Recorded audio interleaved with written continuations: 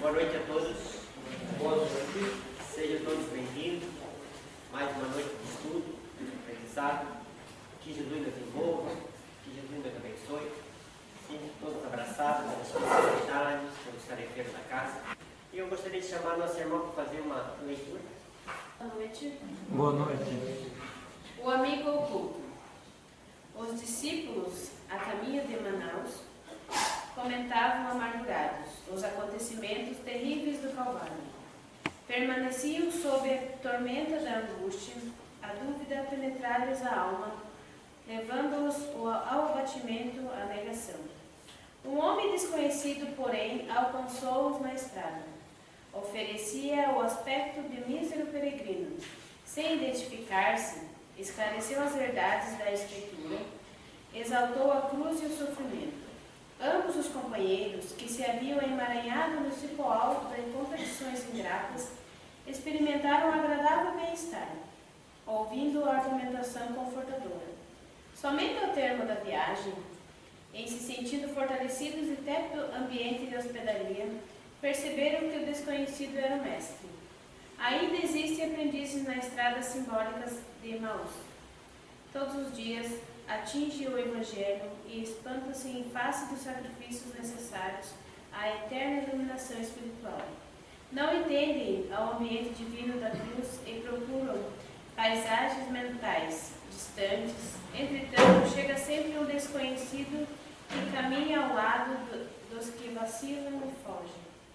Tem a forma de um viajante incompreendido, de um companheiro inesperado, de um velho generoso, de uma criança tímida. Sua voz é diferente das outras, seus esclarecimentos mais firmes, seus apelos mais doces. Quem partilha por um momento do banquete da cruz jamais poderá olvidá-lo.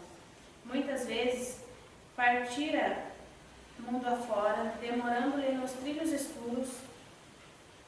No entanto, minuto virá em que Jesus, de maneira imprevista, busca esses viajantes transviados e não se desampara enquanto não os contempla seguros e livres na hospedaria da confiança. Caminho, Verdade e Vida, Francisco Cândido Xavier. Como é bom a gente ver falar de Jesus, né? E com essa leitura a gente pode as nossas mentes, né? E uma hora da oração, aquela hora que a gente mentaliza, conversa com a espiritualidade. E que bom se a gente pudesse hoje ter esse encontro com Jesus. Com certeza hoje nós vamos estar com Ele. Que Deus nos abençoe, que a espiritualidade nos proteja. Agradecendo a Ele, se prepare esse ambiente, bem antes de nós chegarmos aqui. Agradecer a todos que estão aqui hoje para o estudo da noite. Que Jesus nos ampare, que Maria, nossa mãe, nos ilumine. Que assim seja. Bom, gente, hoje nós estamos recebendo na nossa casa, mais uma vez, o seu Sérgio Paz de Andrade, certo? Ele é do Centro Espírita Amor e Caridade, de Jardim de Deus. Boa noite. Boa noite. Inicialmente agradeço o convite da casa, é sempre uma satisfação poder estar aqui. Nessa noite, a gente tem por objetivo abordar o capítulo 17 do Evangelho segundo o Espiritismo, que tem por tema Sede Perfeitos. Esse capítulo ele vai ser dividido em 9 itens que estão aqui no quadro: caracteres da perfeição, o homem do bem, os bons espíritas, a parábola do semeador, o dever, a virtude, os superiores e os inferiores, o homem no mundo e cuidar do corpo e do espírito. É um capítulo bastante vasto. A gente não vai, digamos assim, ter a pretensão de abordá-lo por inteiro, até porque já existe um grupo de estudos na casa que estuda o Evangelho, mas a gente vai tentar fazer um panorama geral e alertar para informações que estão contidas aqui e que às vezes passam desapercebidas. Inicialmente, como o título da exposição, o título do capítulo é Sede Perfeitos, gostaríamos de lembrar algumas coisas.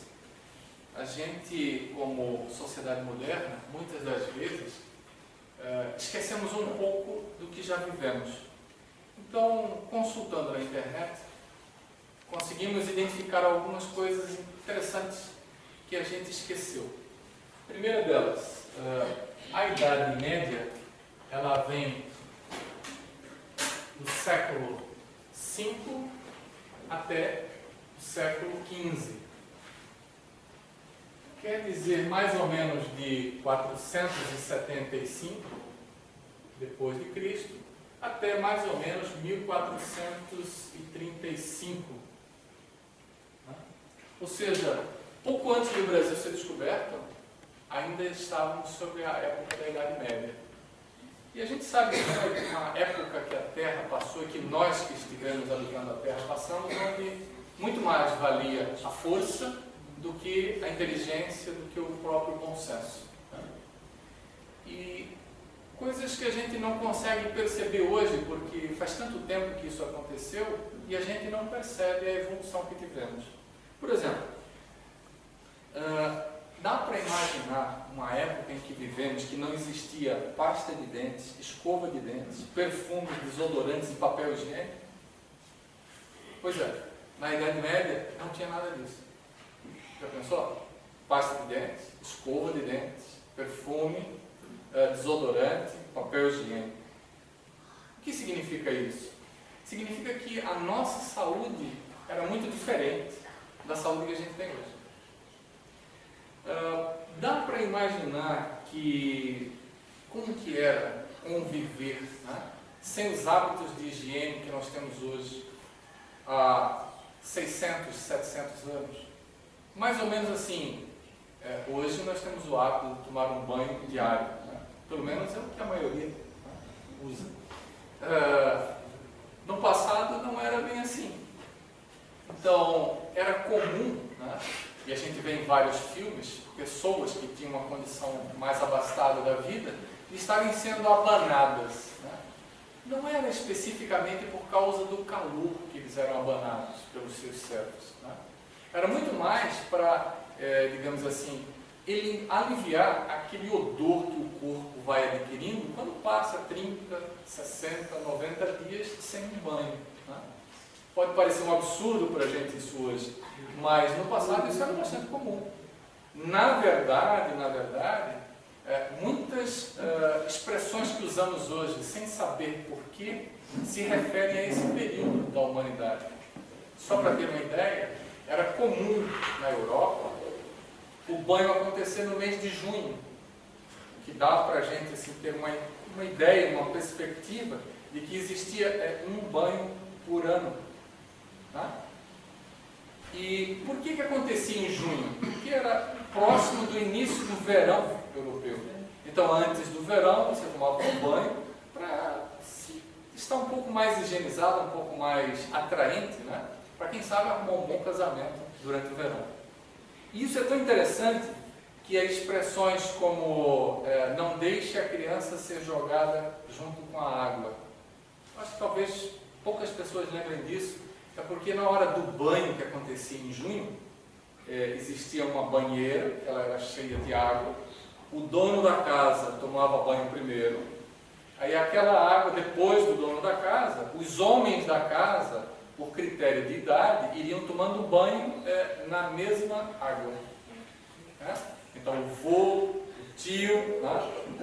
o sobrinho, até chegar nas mulheres da casa, que também seguia a mesma ordem de idade, os mais velhos primeiro, né, os mais novos por último, e quando aquela água estava assim bem limpa, mais ou menos da cor da calça do nosso amigo,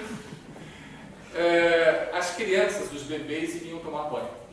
Então era muito importante você segurar bem o neném, né, para que ele não caísse ali dentro, porque depois você, quando jogasse a água da banheira fora, talvez o bebê fosse junto. Daí vem essa ideia. E muita gente tem um romantismo muito bacana, né, de por que os casamentos aconteciam em junho. Porque nessa fase entre maio e junho, é essa época em que as pessoas não exalavam um odor tão forte. Ou já tinham tomado o seu banho do ano, ou estavam muito próximos a tomar o seu banho. Né? E muita gente diz assim, que maio é o mês das noivas. Na verdade, as noivas utilizavam aquele buquê próximo ao corpo, porque algumas tinham um odor assim tão peculiar que aquela buquê de flores amenizava esse odor. Então veja quanta coisa interessante, né? Como mudou os nossos hábitos de 1000 anos para cá.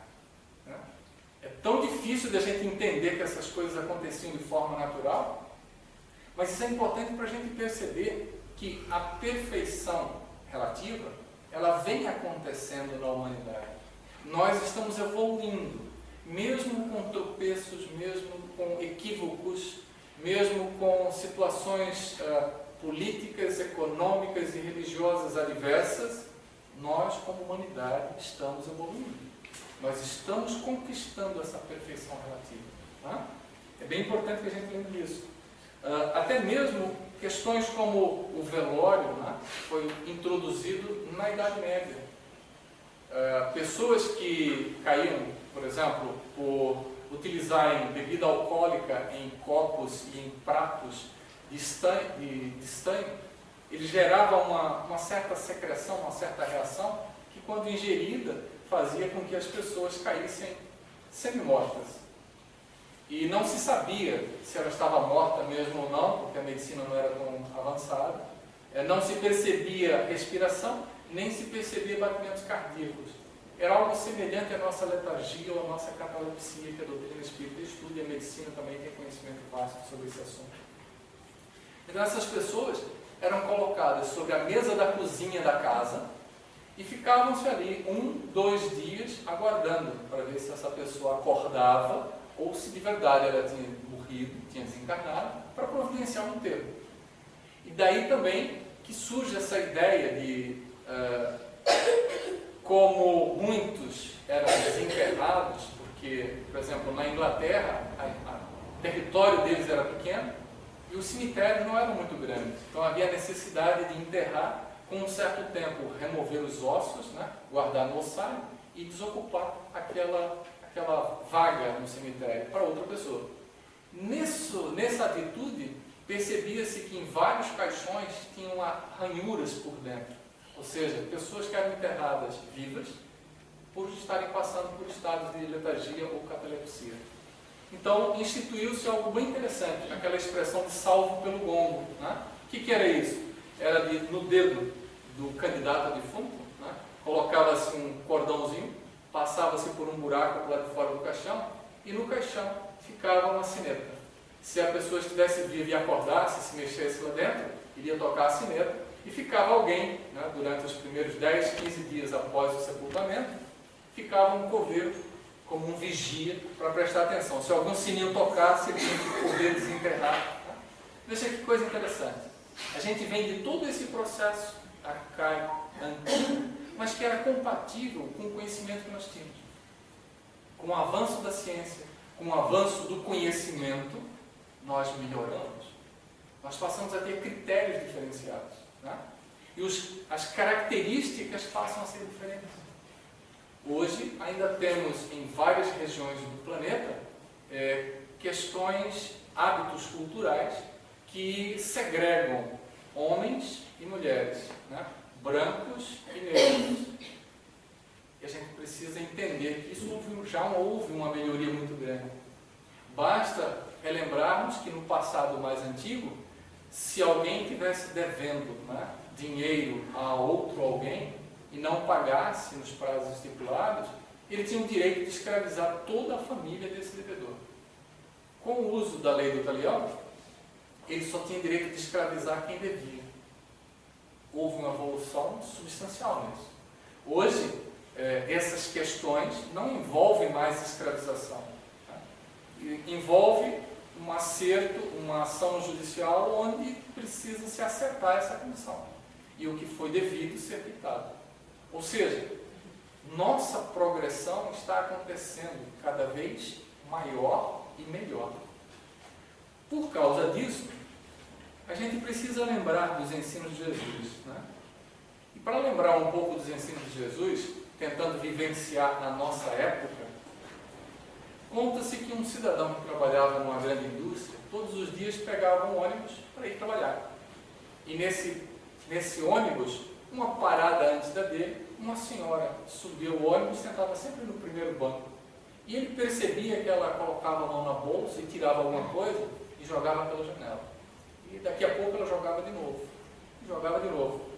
Ele passou uns 2, 3 meses percebendo isso e terminou criando coragem, sentou-se ao lado dela e disse: a senhora tem jogado coisas pela janela, será que isso é um hábito agradável? Né? Será que não seria mais interessante recolher o nosso lixo e guardar e levar para o lixeiro? Ela disse: não, mas não é lixo que eu jogo lá fora. O que a senhora joga lá fora? São sementes. Sementes? Eu acho essa estrada muito deserta, muito triste, muito angustiante. E todos os dias eu preciso percorrer ao longo dessa estrada. Então, todos os dias, na ida e na volta, eu jogo sementes pela janela. Mas sementes de quê? Sementes de flores, de plantas, de pequenos arbustos. Mas isso é improdutivo, porque os carros que vão passar ao longo da rodovia vão destruir essas sementes. Os pássaros que porventura estejam passando aqui vão se utilizar dessas sementes e elas vão ser em vão. É possível que aconteça, mas todos os dias eu estou alimentando essa estrada com sementes e um dia essas sementes se tornarão plantas, flores. E ele, não querendo discutir com aquela senhora, né, apenas saiu. Passado-se um ano, ele entrou no ônibus de novo e assustou-se. Quando olhou para lá de fora e viu que durante um bom trecho do caminho existiam muitas flores coloridas. E ele lembrou-se daquela senhora. Foi até o cobrador do ônibus e disse: olha, você que conhece todos que utilizam o serviço dessa linha, tinha uma senhora que sempre sentava ali na frente e jogava sementes pela janela. Ah, a dona Carolina, né? Faz 30 dias que ela faleceu. Né? Aquele senhor, tocado pelo exemplo, no dia seguinte em diante, passou a jogar sementes pela janela. O que estamos nos referindo nessa historiazinha romântica? Né? De que os bons exemplos, né? Aquela pessoa que procura de verdade, que tem um compromisso em fazer o bem, qual é o compromisso de fazer o bem? Segundo a doutrina espírita, o compromisso do homem de bem é seguir, dar vazão à lei de justiça, amor e caridade. E a lei de justiça, amor e caridade não é apenas dar uma esmola, não é apenas oferecer um prato de comida, não é apenas ceder um livro ou oferecer abrigo por uma noite. É mais que isso. Seguir a lei de justiça, amor e caridade é observar em todas as oportunidades uma chance de servir a divindade, uma chance de fazer algo a mais, de mostrar aquele mais íntimo que somos portadores, de fazer com que isso não transpareça, fazer com que isso beneficie a quem está ao nosso lado. Portanto, o homem de bem não é aquele apenas que beneficia materialmente, mas o benefício material é um ato de caridade. É um germe que vai desabrochar e que vai proporcionar a nós e àqueles que estão usufruindo disso uma vida melhor, uma vida afetiva, uma vida amorosa e espiritual mais tranquila. E é interessante quando a gente fala disso, porque existem pessoas, especialistas brasileiros e fora do Brasil, que, independente da sua religiosidade, falam sobre esse assunto. Um deles é o psiquiatra brasileiro, falecido há pouco mais de um ano, o Dr. Isamitiba. Ele fala de coisas muito interessantes. Né? Como, por exemplo, a educação não pode ser delegada à escola. Aluno é transitório, filho é para sempre. Que coisa interessante. Porque dá a impressão que para alguns pais fazer 18 anos é o suficiente. Agora cuida da tua vida e te vira. Aluno é transitório, filho é para sempre. O que quer dizer isso? Quer dizer apenas que a maneira de lidar, a maneira de abordar os nossos filhos até os 18, e na verdade não é até os 18, é até os 21 anos de idade, a maioridade completa, plena, é os 21. É responsabilidade dos pais. Apenas nós não podemos pegar pela mão aos 21 anos de idade e dizer, você vai seguir aqui. Não. o nosso tratamento, a nossa forma de abordar é outra, mas a responsabilidade é a mesma. Ele também diz que educar significa punir condutas derivadas de um comportamento errôneo. Queimou o índio Pataxó, a pena deve ser passar o dia todo, num hospital de queimados. Veja que coisa interessante, né? Muitas das vezes, nós imaginamos que alguém que rouba, alguém que mata, alguém que corrompe, deveria ficar na cadeia. Mas assim, por quanto tempo? A vida toda é pouco. Mas como a vida toda é pouco? Se a vida é eterna? Se Deus, que é nosso Pai, não nos pune eternamente, sequer nos pune. Muito menos eternamente.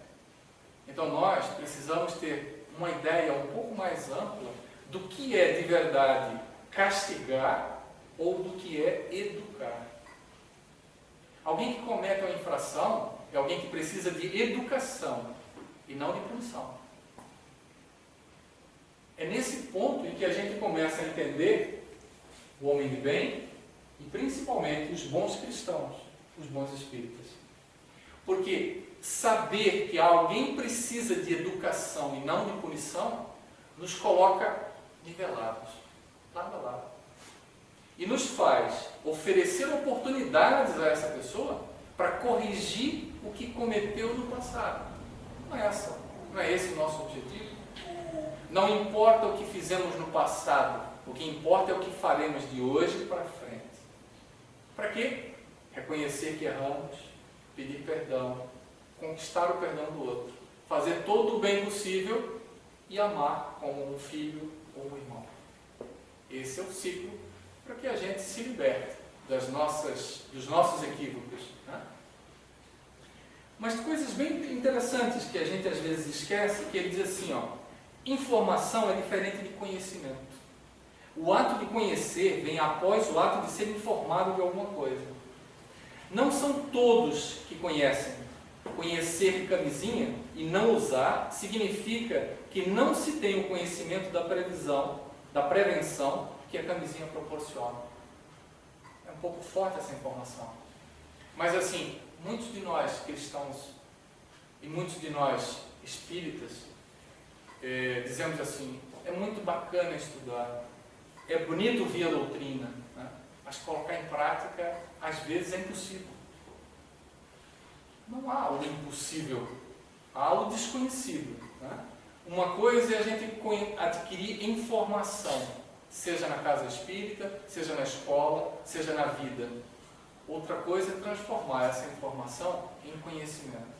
É o que? É praticar, colocar essas informações na nossa vida diária. Como assim? Assim, é muito bacana a gente saber que como pai e mãe nós temos a função de educar os filhos. Né? Mas como fazer isso se o filho é impertinente? Se o filho é rebelde?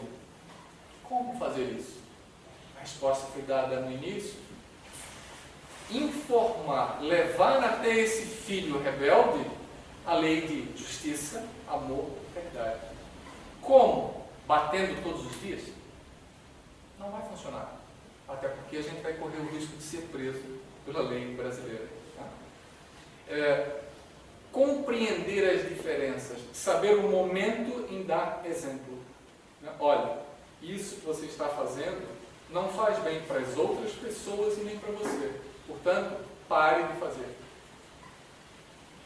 Se a criança insiste, ela precisa entender os limites. Se você continuar a fazer, você não vai assistir televisão hoje. Mas ele insiste, então você vai ficar sem brincar com os teus amigos para pensar no que você fez. Não é apenas dizer que vai ficar sem brincar com os amigos, porque daí ele vai começar a pensar em coisas desagradáveis. Ele vai se revoltar cada vez mais. Mas, pense no que você fez, pense no que você já aprendeu na escola e com os teus pais e depois me diga o que você acha. Alertar, informar, condicionar a criança a ter atitudes melhores. Essa é a nossa função como educadores. É exatamente isso o que a doutrina espírita vem nos proporcionar. Alternativas, oportunidades de sermos semeadores. Semeadores de quê? semeadores do bem. O interessante é que, na maior parte das vezes, imaginamos que ser do bem é o quê? É fazer o bem. Mas para quem? Na maior parte a gente pensa na gente mesmo. E fazer o bem não é para a gente, é para as outras pessoas. Tantos outros expositores e até mesmo colegas de casa espírita já disseram isso, né? Chega alguém batendo a nossa porta pedindo um prato de comida. E a gente diz, vai trabalhar, vagabundo. Como vai trabalhar, vagabundo? O que nós estamos educando? O que nós estamos colaborando? Em que nós estamos colaborando com essa pessoa que está solicitando ajuda? Talvez nem ele saiba qual é a ajuda que ele quer. Ele está apenas informando a necessidade básica dele que não foi atingida, que não foi suprimida. Cabe a nós sermos simples, humildes, ampará-lo. Não só com a comida, mas tentar de alguma forma favorecer ao restabelecimento da dignidade humana. Nada melhor do que sermos capazes de sobreviver com o fruto do nosso trabalho. Então, para resgatar a dignidade, há a necessidade de estarmos em movimento, laborando, colaborando com a humanidade. Essa palestra que o Dr. Isamitiba fez em Curitiba em 2009, ela tem muitos pontos interessantes, né? Uma das coisas, relatando sempre aos filhos, ele diz assim, ó, em casa que tem comida, criança não morre de fome. Se ela não quer comer, se ela quiser comer, saberá a hora. E é o adulto quem tem que dizer qual é a hora de se comer e o que comer. Que coisa interessante, né? Muitas vezes, meu filho ele só come se for o macarrão sem molho, o macarrão com isso, ou só o macarrão simples. E a gente fica até feliz de ver que o filho é exigente, tem um paladar bom. Né? O que a gente está ensinando a esse nosso filho? Quando nós não estivermos mais aqui, como é que esse filho vai sobreviver? Se ele só come aquela coisa extremamente separada. Será que a gente não precisa aprender a comer do que está à nossa disposição? Será que nós deveríamos exercitar a sociabilidade no alimento? Quantos de nós chega num restaurante, num self-service, faz um prato familiar, né? Come um terço e deixa lá em cima da mesa. Vira o prato, como quem vira um coxo, né? E simplesmente espera que o garçom retire a comida. O que a gente ensinou para o nosso filho quando ele age dessa forma? E se somos nós, adultos, que estamos agindo assim, que exemplos nós estamos dando aos que estão ao nosso redor?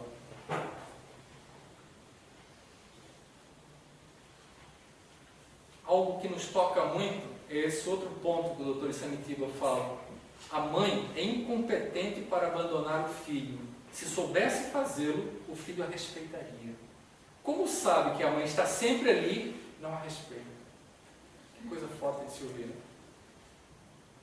Então a gente para pensar, quer dizer então que eu deveria ter deixado meu filho se virar sozinho? Sim, dentro de certos limites. Né?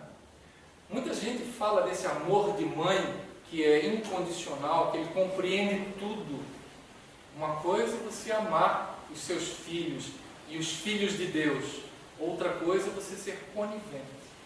É você alimentar maus hábitos. Como aquele filho que sai, vai numa loja, principalmente próximo do seu aniversário, nas festas de final de ano, e dá um chilique porque quer um brinquedo que está lá na loja e a mãe e o pai não tem como comprar. O que a gente faz? Pega assim na marra e sai de fininho, ou dá, né? Torce a orelha dele? Não. Precisamos explicar para essa criança. Né?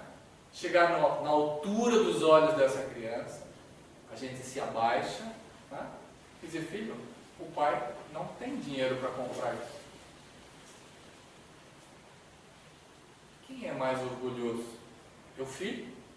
Ou é o pai que não tem coragem de dizer que não tem condições de comprar? Mas não importa apenas dizer que não temos condições de comprar. Filho, a gente pode fazer o seguinte, vamos tomar um sorvete, vamos fazer um piquenique, Esse é o presente que a gente vai ter condições de te oferecer esse ano. Desta maneira, explicando, sendo honesto, sendo transparente, sendo digno com nossos filhos, nós conseguimos colocar limites. Pelo menos mostrar para essas crianças os limites.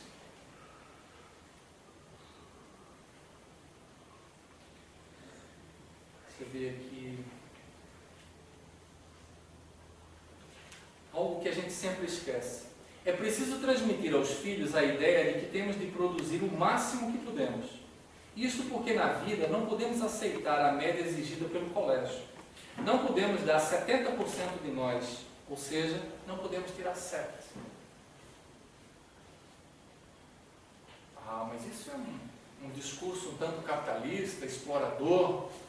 Se a gente for acostumado toda a vida a fazer menos do que a gente pode fazer, o que estamos impulsionando? O que estamos excitando? A preguiça. Por isso que tantas pessoas desencarnam e ao desencarnar ficam perdidas, esperando o quê? Descansar até que chegue o momento de ser reavaliado toda a sua existência. Enquanto ele não consegue compreender que o trabalho existe sempre, que é do trabalho que a gente consegue sobreviver, que a gente consegue aurir forças para continuar vivendo, quanto mais eu economizo o meu trabalho, menos forças eu vou aurir no universo. Coisa interessante, né? São maneiras de a gente conseguir entender qual é o nosso dever. Quais são as nossas virtudes? Eu vou pedir permissão para fazer uma brincadeira, mas há alguns anos atrás, no início do ano 2000, a ONU fez uma pesquisa no mundo inteiro e passou uma mensagem assim para todos os países do mundo. Por favor, diga honestamente qual a sua opinião sobre a escassez de alimentos no resto do mundo. E foi assim um desastre o resultado dessa pesquisa, né? Primeiro porque os europeus não entendiam o que era escassez. Não conseguiram responder a pergunta. Os africanos não sabiam o que era alimentos. Os argentinos não sabiam o que significava por favor. Os norte-americanos, eles não sabiam o que significava o resto do mundo. Os cubanos pediram maiores explicações sobre o que era opinião. O Congresso brasileiro, até hoje, ainda está debatendo o que quer dizer honestamente. Então, por que acontece algo desse tipo? Porque nós, como pais, não estamos fazendo o nosso trabalho. Nós não estamos entendendo a lei de justiça, amor e caridade.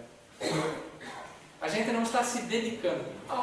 Mas meu pai me ensinou desse jeito. Os nossos pais nos ensinaram o melhor que eles tinham para ensinar. Nós estamos tendo oportunidades de estudo, de tecnologia, que eles não tiveram. Cabe a nós, antes ou depois dos 21 anos de idade, de alavancar as informações, de trazer novas pesquisas, de introduzir na sociedade novos conhecimentos. Se não fosse assim, nós hoje continuaríamos tomando um banho por ano. Nós continuaríamos cheios de doenças nos dentes, porque não tínhamos pasta de dentes, nem escova de dentes. Nós não teríamos perfumes, muito menos papel higiênico. Já pensou que dificuldade? Será que vale a pena voltar a viver isso? Com certeza que não. Então, cabe a nós criar novas informações, novos instrumentos, para quê? Para que a vida passe a ser melhor. E vale a pena pensarmos na diferença entre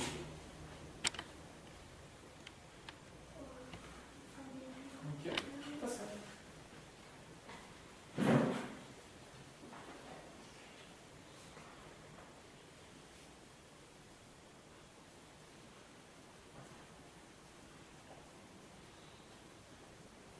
Vale a pena percebermos a diferença entre o perfeccionismo e perfeição relativa.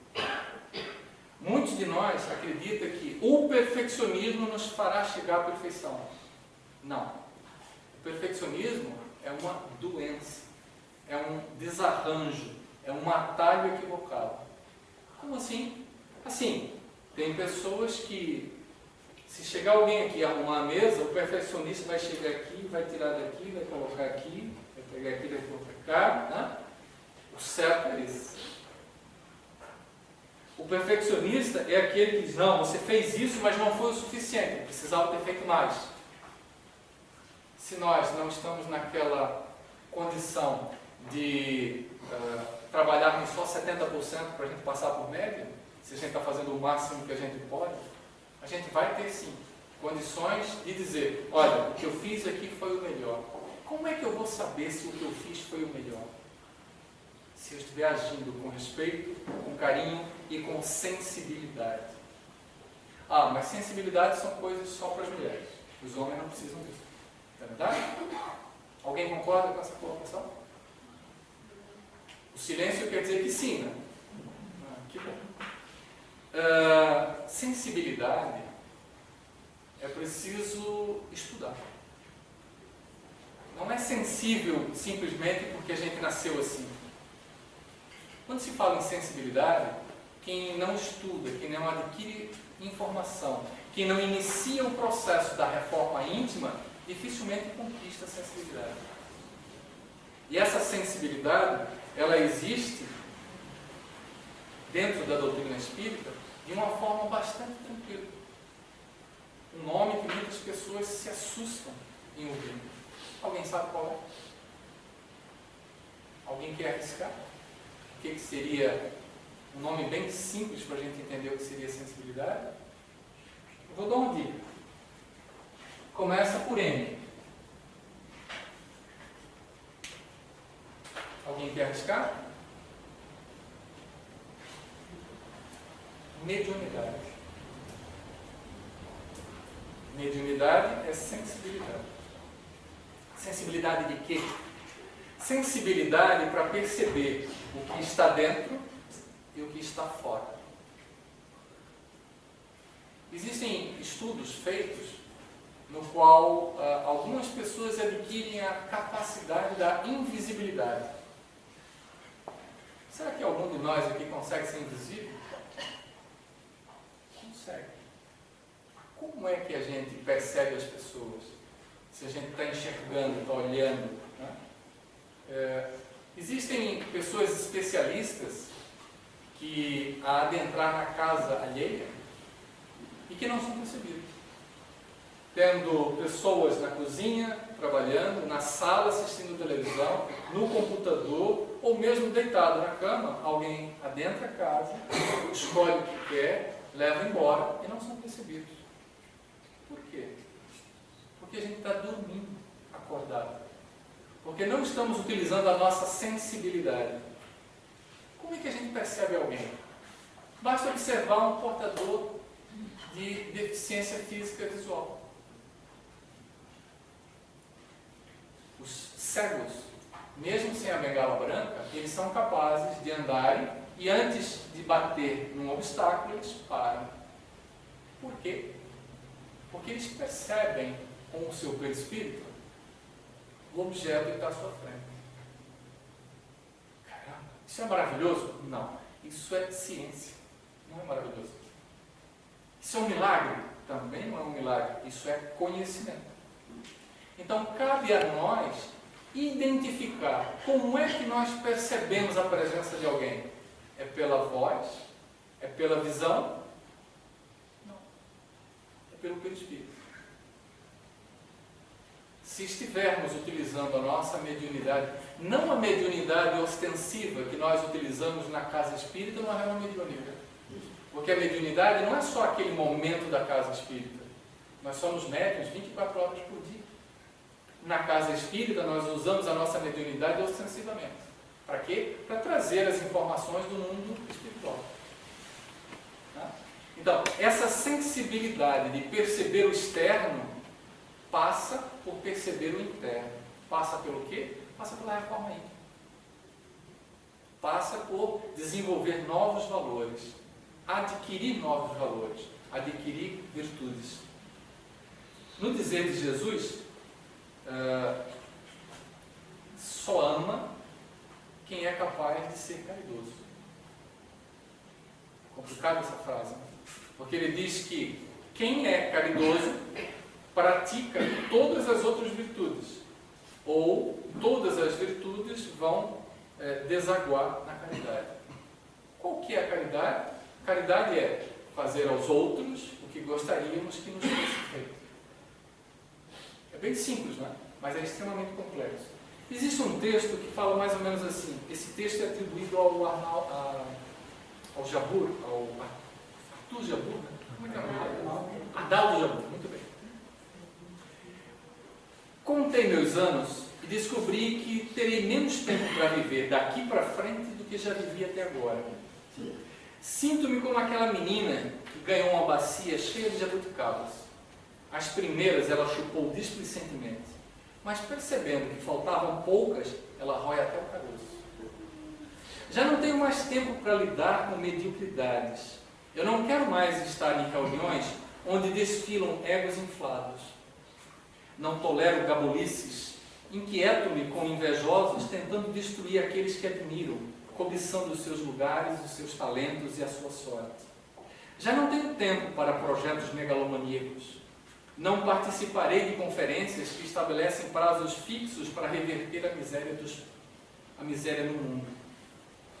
Não quero que me convidem para eventos de um fim de semana com a proposta de abalar o milênio. Já não tenho tempo para reuniões intermináveis para discutir estatutos, normas, procedimentos e regimentos internos. Já não tenho tempo para administrar milindres de pessoas que, apesar da idade cronológica, são imaturos. Não quero ver os ponteiros do relógio avançando em reuniões de confrontação, onde tiramos fatos a limpo. Detesto fazer a cariação de desafetos que brigam pelo majestoso cargo de secretário-geral do coral. Lembrei-me agora de Mário de Andrade, que afirmou: as pessoas não debatem conteúdos, apenas os rótulos. Meu tempo tornou-se escasso para debater rótulos. Quero a essência, a minha alma em pressa. Sem muitas jabuticabas na bacia, eu quero viver ao lado de gente humana, muito humana, que sabe rir dos seus tropeços, que não se encanta com triunfos, que não se considera eleita antes da hora, que não foge da sua mortalidade, que defende a dignidade dos marginalizados e que deseja tão somente andar ao lado de Deus. Caminhar perto de coisas e de pessoas de verdade. Desfrutar desse amor absolutamente sem fraudes. Nunca será perda de tempo. O essencial faz a vida valer a pena. Nesse mundo, nada neste mundo faz sentido se não tocarmos o coração das pessoas. Se a gente cresce com golpes duros da vida, também pode crescer com toques suaves. Do que ele está falando? Ele está falando de justiça, amor e caridade. Só que não na nossa visão, não com as palavras que nós usamos dentro da casa espírita.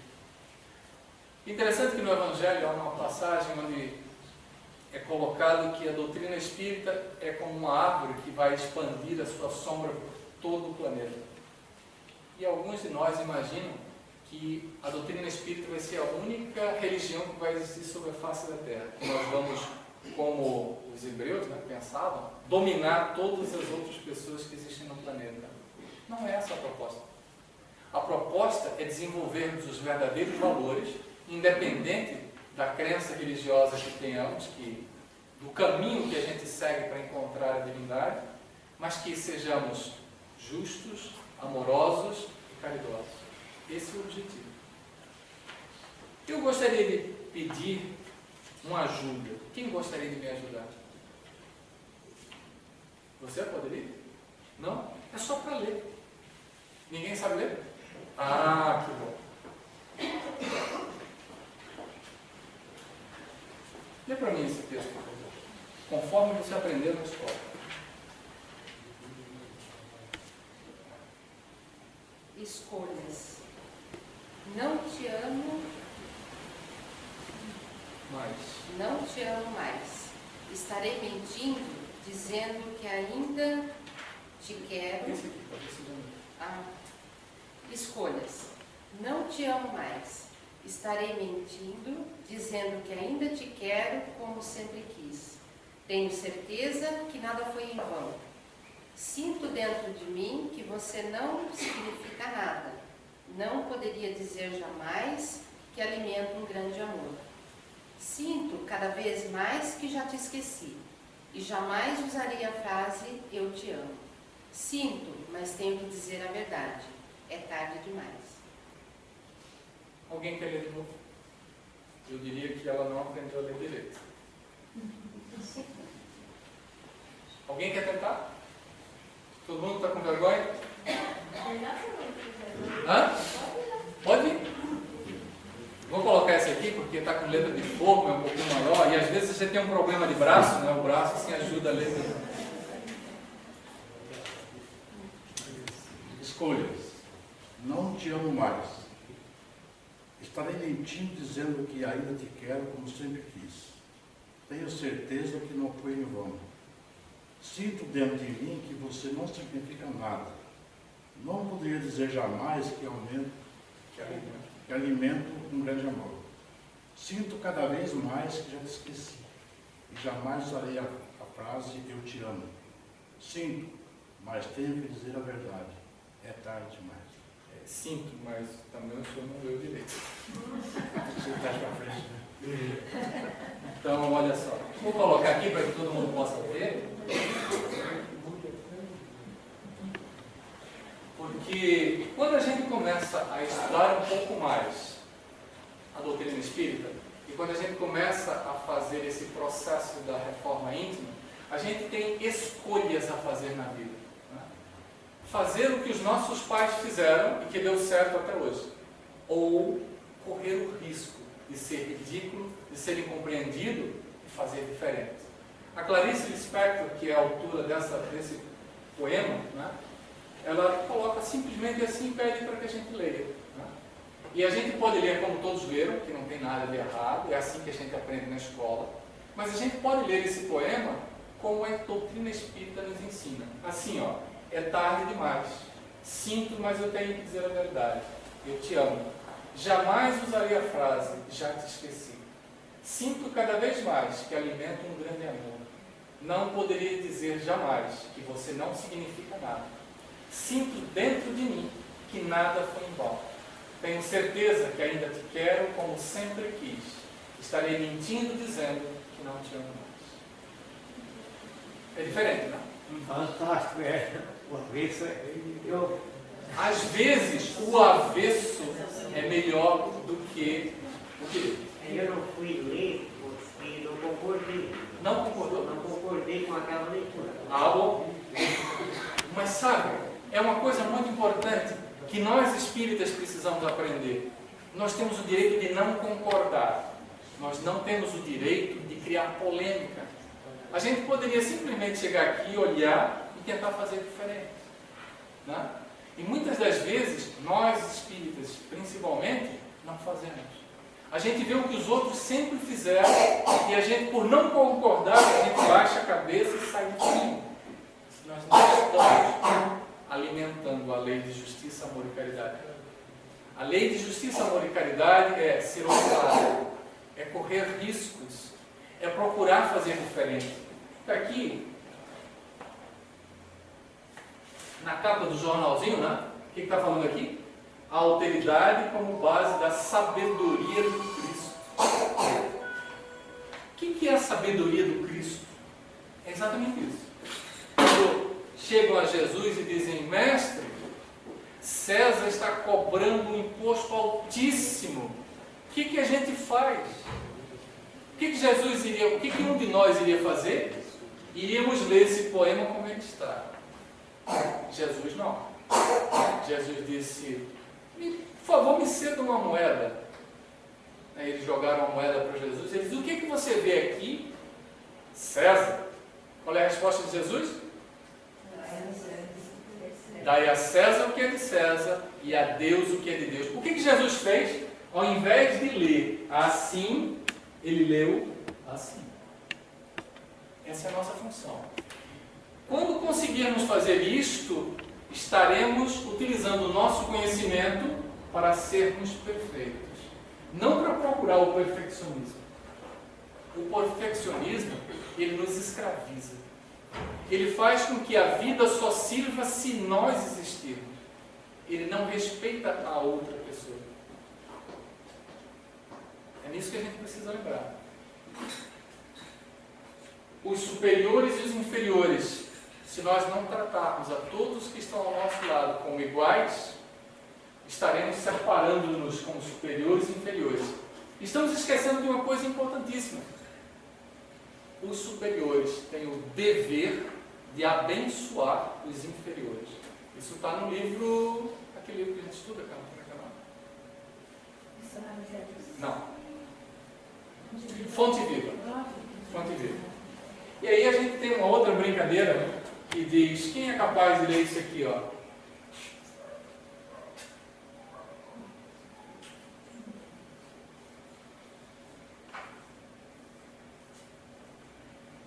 Quem consegue ler isso? Isso é bem antigo, né? Muito mais do que eu. Quem consegue ler o que está escrito aqui no quadro? Ninguém sabe. Oh meu Deus, desculpa, eu não sabia. Os pequenos obedecem os grandes. O que quer dizer isso? Quer dizer que nossa responsabilidade como pais, que somos grandes, é muito grande. Fazer com que os nossos filhos sigam os nossos exemplos, sigam as nossas orientações, é fundamental para a pacificação da humanidade. Não é a unicidade da humanidade, é a pacificação. É tão bacana quando a gente chega numa casa espírita que ela procura seguir certos critérios simples. A gente tem algumas crianças presentes e ninguém ouviu choro, ninguém ouviu chilique, ninguém ouviu cadeira batendo. Por quê? Porque seus pais estão educando essas crianças. Elas são capazes de vir aqui numa exposição doutrinária, assistir à exposição e não dar chilique. Viu como é interessante? Pais espíritas, pais cristãos têm essa função. Os pequenos obedecem os grandes. Esse pequeno é pequeno novo. Pequeno com pouco conhecimento. Pequeno com pouco conhecimento. Às vezes um pequeno pode ter 70 anos de idade. Por quê? Porque não teve a oportunidade de ir para uma faculdade, não teve a oportunidade de chegar na doutrina espírita há mais tempo. Chegou na doutrina espírita aos 70. Então ele é pequeno nesse aspecto. Ele tem pouco conhecimento. E para a gente terminar, existe um texto atribuído a Aristóteles que foi escrito no ano 360 a.C. Esse texto chama-se Revolução da Alma. Deixa eu desligar. Ninguém é dono da sua felicidade. Por isso, não entregue a sua alegria, a sua paz, a sua vida nas mãos de ninguém. Absolutamente ninguém. Somos livres. Não pertencemos a ninguém e não podemos querer ser donos dos desejos, da vontade e dos sonhos de quem quer que seja. A razão da sua vida é você mesmo. A tua paz interior é a tua meta de vida. Quando sentires um vazio na alma, quando acreditares que ainda está faltando algo, mesmo tendo tudo, remete teu pensamento para os teus desejos mais íntimos e busque a divindade que existe em você. Pare de colocar sua felicidade cada dia mais distante de você. Não coloque o objetivo longe demais das suas mãos. Abrace os que estão ao seu alcance. Se andas desesperados por problemas financeiros, amorosos ou de relacionamentos familiares, busque em teu interior a resposta para acalmar-te. Você é reflexo do que pensas diariamente. Pare de pensar mal de você mesmo e seja seu melhor amigo sempre. Sorrir significa aprovar, aceitar, felicitar. Então, abra um sorriso para aprovar o mundo que te oferece. Abra um sorriso para aprovar o mundo que te quer oferecer o melhor. Com um sorriso no rosto, as pessoas terão as melhores impressões de você. E você estará afirmando para você mesmo: você está pronto para ser feliz. Trabalhe muito a seu favor. Pare de esperar a felicidade sem esforços. Pare de exigir das pessoas aquilo que nem você conquistou ainda. Critique menos, trabalhe mais. E não se esqueça nunca de agradecer. Agradeça tudo que está em sua vida neste momento, inclusive e principalmente a dor. Nossa compreensão do universo ainda é muito pequena para julgar o que quer que seja na nossa vida. A grandeza não consiste em receber honras, mas em merecê-las. Talvez seja por isso que a casa espírita às vezes pode parecer um pouco rígida, mas na casa espírita, se ele diz que a reunião começa às 8, ela precisa começar às 8. Ela não pode começar às 5 para as 8, nem às 8:01. Ela precisa começar às 8. Por quê? Porque é disciplina pessoal. Eu é que não posso chegar na casa espírita às 8 para assistir a reunião das 8. Eu deveria chegar às 15 para as 8, para ter um tempo para acalmar os meus pensamentos, esquecer o meu dia atribulado e conseguir, ao urir da espiritualidade, a informação necessária para mudar a minha própria vida. Não vamos esperar que a casa espírita realize milagres em cada um de nós, porque não existe esse milagre. O que existe sim é o nosso trabalho, o nosso esforço diuturno em nos melhorar. Aí, o auxílio da casa espírita vai proporcionar todo o bem que merecemos. Sem merecimento, não há realização. Fica o convite para que estudemos o capítulo 17, que é os seres perfeitos. E principalmente no livro Renovando Atitudes, existem 4 mensagens muito importantes que vão falar sobre os caracteres da perfeição, o homem de bem, o dever e o homem no mundo. Essas mensagens são uma espécie de catalogação, ou melhor, uma compilação, o termo mais adequado, dos ensinos que estão no Evangelho, atuais ao nosso pensamento de hoje, mas que refletem os mesmos ensinamentos de Jesus e as mesmas colocações que Kardec fez com o auxílio dos Espíritos Superiores. Okay? Agradeço a gentileza, a paciência de todos em terem ouvido.